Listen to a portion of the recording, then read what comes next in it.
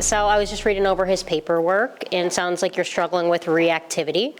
Yeah. You've been to several other trainers with Yeah, no so- relief in the reactivity. Yeah. Okay. So I originally got the first trainer. Yeah. Because when I first got him, he went from like being a very calm puppy. All of his fosters, because I got him at 5.5 months, and he was like in foster since birth. Yeah. But he lived with like 17 dogs with his Okay. first foster. Wow. He was super like calm and good. Yeah. And when I got him after like 2 weeks, he turned into a little Tyrannosaurus Rex. Yeah. Like I couldn't shower, I couldn't put him in a crate, like bursting my eardrums, barking, biting my ankles, and like grabbing his scruff, putting him down, being very stern, mom voice. So I went. Okay. And that's when I started using the e-collar. Yeah. Which immediately, like, literally 180'd in a week. I could get him to, like, stop biting my ankles. Yeah. Stop barking, go lay down. Okay. He's really good at, like, stay. Like, I totally trust him off leash. Okay. Good. Even when there are other dogs around. But he's a menace when he's on leash. Okay. Like, I can walk him around my neighborhood, no problem, and I can, like, get him to recall into a heel even when he sees other dogs with us. Yes. And, like, he's been in a full sprint towards another dog to go play, and I've recalled him Yeah. before. And he's done well. When he's on a leash, he does not give a, Yeah. like, you can trust him, you can, like, does not care. Okay. And then when he's reactive like that on a leash to other dogs, I just, like, can't get his attention once he sees another dog, and And he's on leash. we've, like, you know, used this, pinned him down, Yeah. disciplined him, and, like, when you pin him down or, like, really, like, get in there when he's not listening, he'll turn around, like, bite your leg. Okay. Never, like, hard or, like, aggressive, just, like, he opens Sure. his mouth in frustration, that's how he plays, that's how he, like, Okay. expresses himself. So when he plays, like, with me and my boyfriend, when we're outside, he plays really rough, so I have, like, a lot of, like, bruises, just, Yeah. like, from play and stuff. Okay. But I would prefer he not play with his mouth with humans. Yes. Yeah. So we went to the behavior clinic, Yes. as recommended by our vet, Okay. because the vet's never been able to touch him. Okay. He's never gotten aggressive. Like, me and 3 techs have, like, pinned him against the wall, held him down Yeah. to get vaccines, and he's never, like, growled, he's never snapped, Okay. he's never bitten. He just tries to Sure. run away, you know, he's really good at it. So he's on, like, a ton of, like, gabapentin, trazodone, melatonin for vet visits to no help. Okay. So they recommend the behavior clinic just for training. Sure. They put him on Prozac. And then he got super people reactive. Yeah.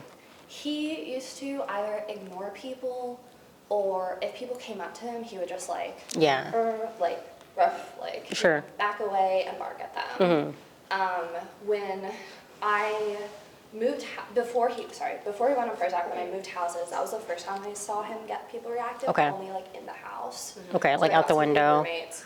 One of my new roommates was scared of him because she would come down the stairs, he would run up and bark at her. Never touch her, just run up and bark at her. Okay. Wouldn't let any of my roommates touch him that weren't, like, my original roommate.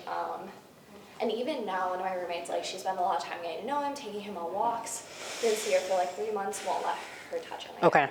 But he got kicked out of our apartment complex, well, my boyfriend's apartment complex, because the manager, like, came around the corner and kind of, like, Yeah. raised him, and he just, like, jumped into her butt, just had an open mouth. But my boyfriend was, like, he did not close his mouth. They have it on camera. Anyways, so he got kicked out of the apartment. Yeah. So now I'm just, like, terrified to have him around people. Okay. I tried getting him to let me put the muzzle on. He doesn't like doing anything with intent, as we've seen at the vet's office. Yeah. I can't trim his nails. I was able to do it once and never again. Okay. The first time I ever tried to trim his nails, he let me do it and never again. Okay. I tried to do the muzzle and we worked up to it. Like, he will put his face in the muzzle and hold it there. As soon as I go like that to move the leather strap, he won't let me touch him for like an hour. Okay. You know, like, and that's the same thing with nails. I can play with his paws, no problem, always have been. As soon as I, like, look at his nail or I'm holding something, Yeah. I can't touch him for Okay. 2 hours. And the other one is, like, he doesn't, like, he likes food, but not I remember you saying ever that, yeah. more than any command or action. Sure. He has spit out raw steak Yeah. on walks because I'm asking him to do something, and he Yeah. realizes if he takes the steak, he has to do it. Yeah. Yeah. What's your mix of positive versus, like, negative? So naturally, as balance trainers, we utilize a little bit of both. So positive reinforcement when we like something he's done, and then utilizing the e-collar to punish the behaviors we don't like. So getting a very clear yes and no, essentially. So he has a very good understanding of what we like and what we don't like, and that we're being super consistent with the things that we don't like, so he can start to recognize a pattern and then stop doing the behaviors that we don't like in the first place. So our major goal is that we don't even have to say no to him once we get him in the training, because he'll stop doing those behaviors. But the month of the board and train will be really focused on that and getting him to understand what we want from him, and then of course transferring it over to you and having you have the same rules that we do. We see a lot of success with dogs very similar to him with reactivity, and we worked with many dogs. So yeah, our main goal is just to communicate with him in a way that he understands, and then start just setting some boundaries and expectations so we can build that confidence from there. Once he knows what's expected of him, it's easier for him to understand and get confident with those commands as well. Hey guys, it's Bridget with Miracle Canine Training, and I'm here with our brand new board and train, Woodford. And Woodford comes to us having done training in the past, but his owner wasn't satisfied with the level of training and still had a lot of issues with him. One of the core things she has issues with are things like handling, doing his nails, and getting a muzzle on and off of him. He also struggles with dog reactivity. So I thought we'd just go through how our first session is going to look with getting him a little bit more muzzle condition, and then starting the process of the nails very early on. So by the time he goes home, it is very easy to do his nails, and he's very conditioned to it. So I'll start with him in a sit, and I'm just going to kind of step into his space. Good. Good boy. Okay. Woodford, sit. And we'll kind of just do baby steps here, getting him used to just me touching him, grabbing his collar. He's definitely a fearful dog, so these kind of tasks would be really hard for him with new people. Good.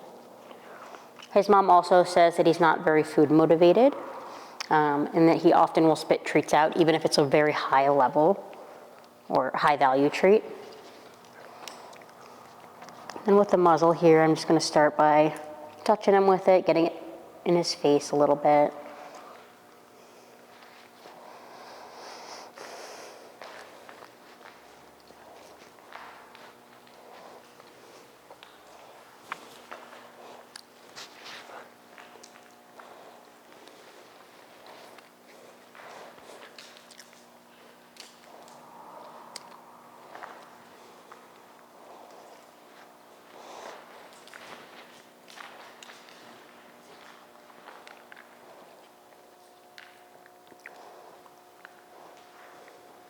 Boy.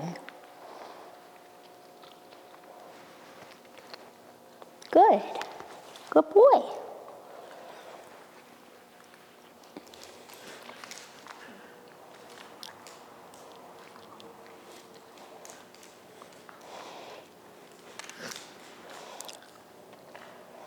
Let me just bring him back into my space here. Not trying to have constant tension on the leash, but enough that I can kind of control him moving away from me.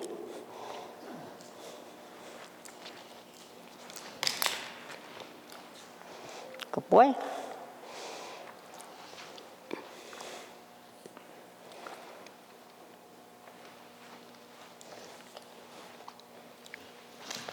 Good. So because this dog has been through training before, he does know the basics. Like sit, down. So for getting the muzzle on, I'm just going to enforce a sit and making sure his butt is on the ground as I'm moving the muzzle closer to him, just so we have one clear expectation, and it makes it a little bit easier for me to get the muzzle on and off, which will be part of our routine as he goes through the training program. Woodford, sit. Good. Go back into his space a little. Good boy. No. Woodford, sit. No. Woodford, sit. No. Sit. Obviously, he's not very sure what the muzzle is, And it coming close to him is frightening him quite a bit. Sit. No. Woodford, sit. Good. Good boy.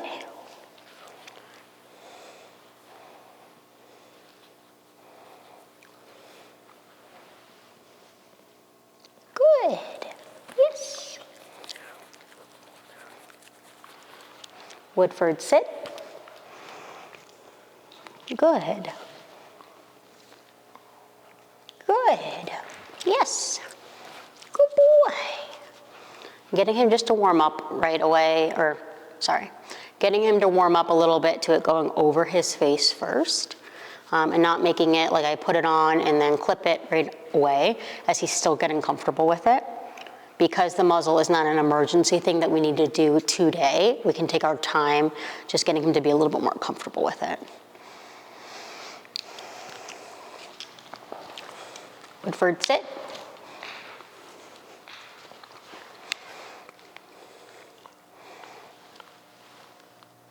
Good. Good boy. And again, if he were food motivated, I'd be using reward, but when he is in any kind of nervous state, which he's just kind of more of a genetically nervous dog, he's not going to be wanting to take food.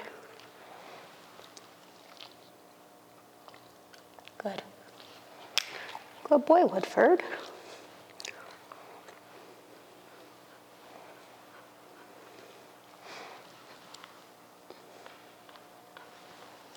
Sit.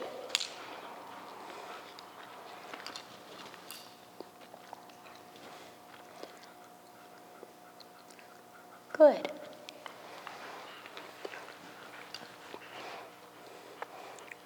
Getting him to trust the process a little bit. I'm not going to just force it on him and put him in an uncomfortable situation.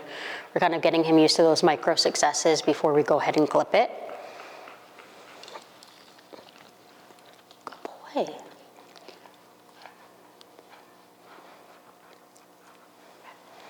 Yes, good boy.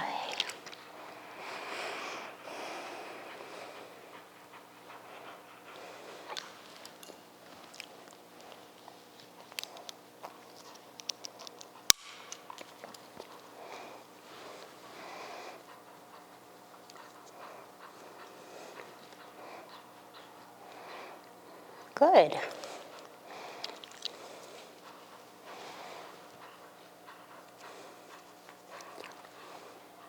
Good boy. I shouldn't feel like it's a wrestling match or a big struggle to get the muzzle on every time. Yes, you can work through a lot of that stubbornness or that fearfulness of the muzzle by just showing them it's not that big of a deal.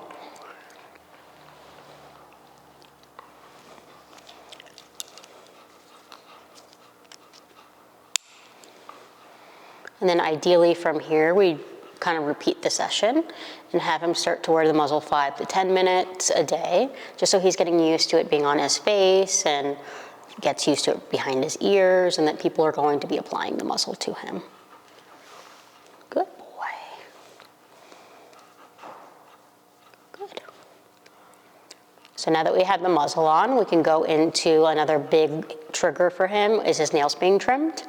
His mom said that she can touch his paws, she can look at them, but the second the nail trimmer comes out is when he loses his marbles a little bit. We are using a muzzle for this because it is one of our early on training sessions, and I want to make sure I don't have to stop because he bites or snaps. So now we just got him onto a bed, and we're going to start the process of just messing with his paws a little bit, getting him kind of used to, again, those micro successes before we go all the way in.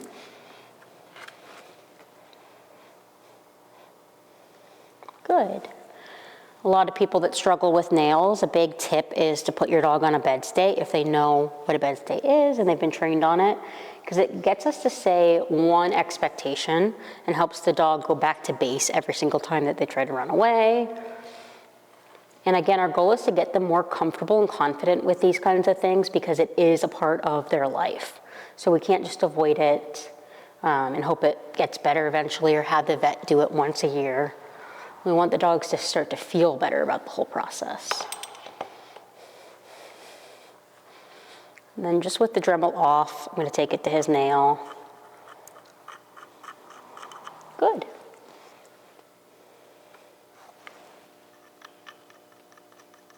Good.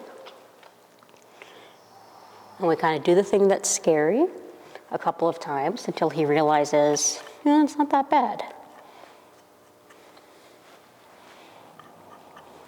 Good boy. Turn the Dremel on, let it go on for a second. No. Bed. No. Bed.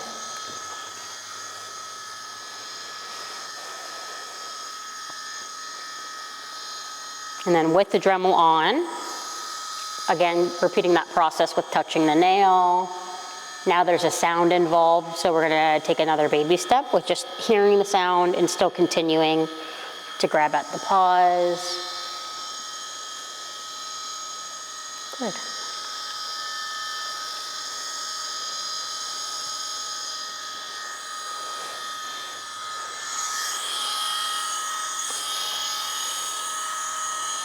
Good boy.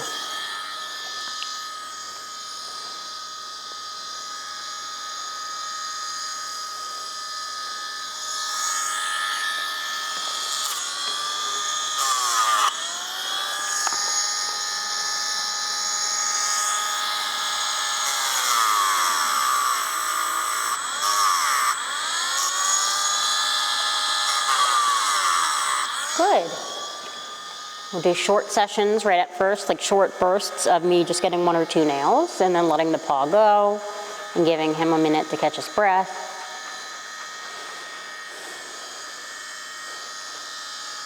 So things like nail trimming and handling shouldn't inherently be super stressful for your dog, but sometimes for some reason dogs just have an overreaction to it.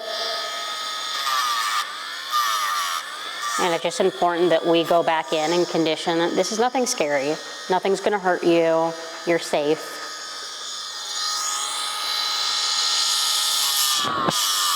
Good boy.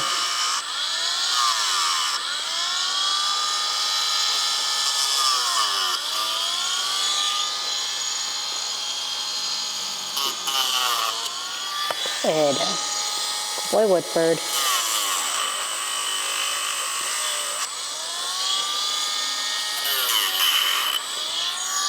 Good.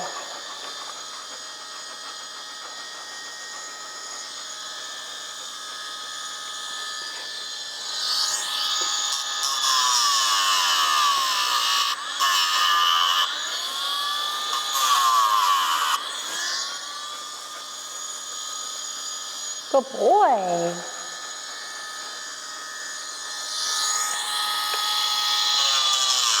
And just kind of hitting all the feet and maneuvering him where I need him to go. Come here, bud. It's okay. No. Woodford, bed. Good.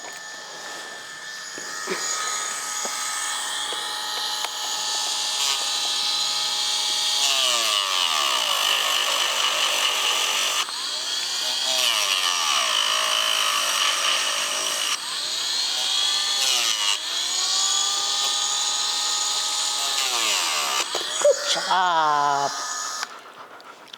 And we'll keep our first nail session pretty short, just touching on each nail. The goal isn't to make them as short as possible. The goal is just to get him used to the micro successes.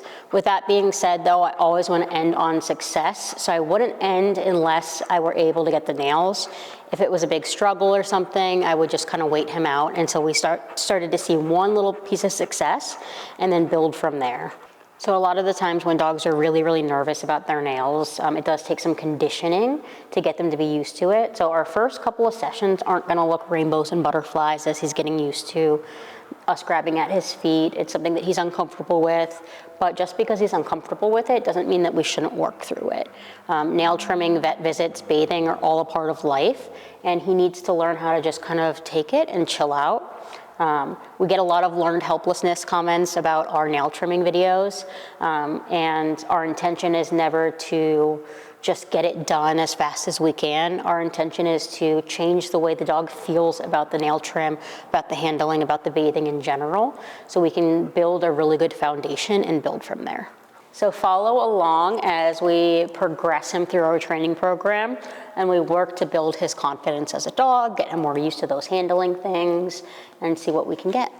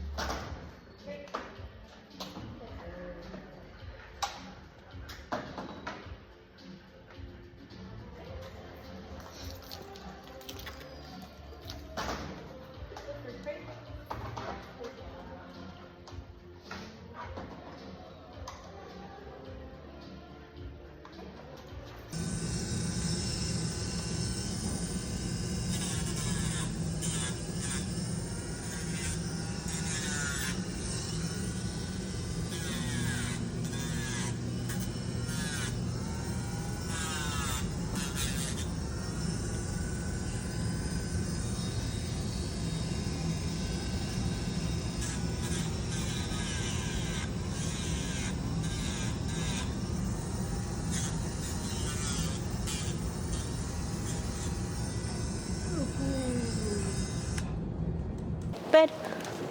Come on, come on, come on, come on. Good job. Good job. Oh, do you want to snap? I snap this one out. Yeah. Yeah. Hey guys. We're back at it again with Woody's nail trim. We're just going to see how the last week went with starting to condition, getting him more comfortable and used to it. And now that he's taking food, we're also going to try to be positively reinforcing when he does well. He's had some practice within this last week of getting his nails done, getting a little bit more attuned and accustomed to it. So at this point, I'm going to do it unmuzzled because he hasn't shown me any signs of trying to bite myself or the Dremel. So I feel pretty confident at this point, just kind of removing that piece of the equation. Hey, buddy.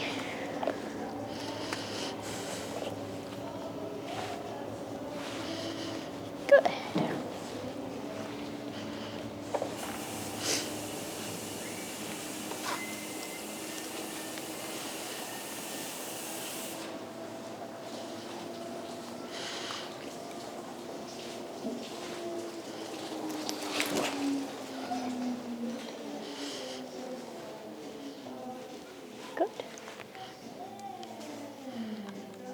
Good.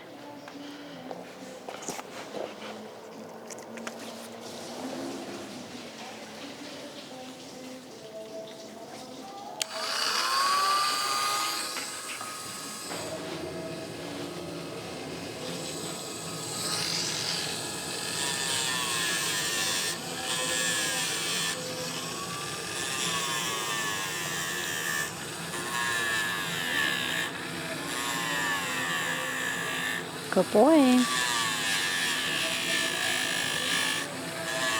Good. Good job. Good job. Yes. That was so good. Good. Thank you. Thank you. Thank you. Thank you.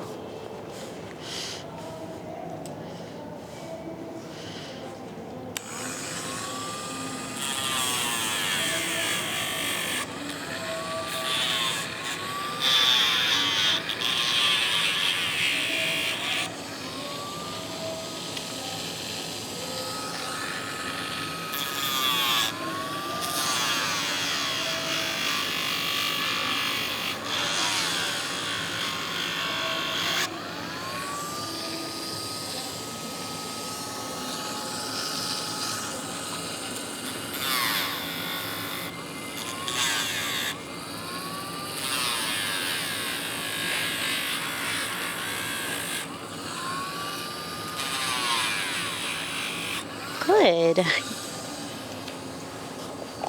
Good job, buddy. Oh, don't want that one. Hey guys, it's Bridget and Woody. We are here today to have a little fun, have a little excitement in our day, and Woody's going to be socializing with some dogs. As you can see right here, Woody has come leaps and bounds within the last week. He is loving it here. He thinks it's great. He would rate it 5 stars if he could. So let's get some dogs out and let him play.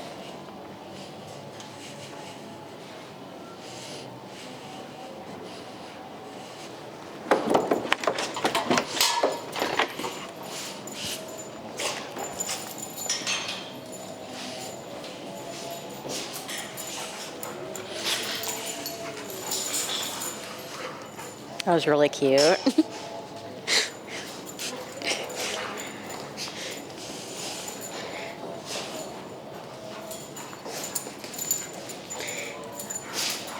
Go, Woody. Hi.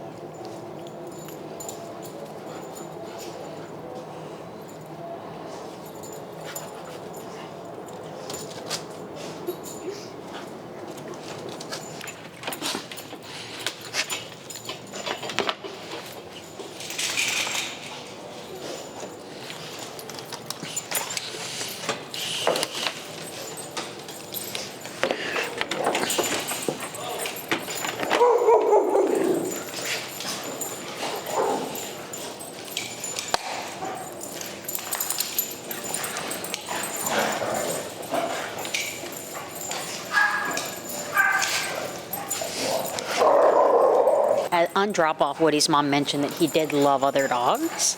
So again, as we're going through the 4 weeks, we want to incorporate things that the dog does enjoy throughout training and playtime, and add some fun sessions into their training so they don't get too mixed up in the day-to-day, like commands and obedience. Oh yeah. You tell him, Wood. Hello. That was really cute.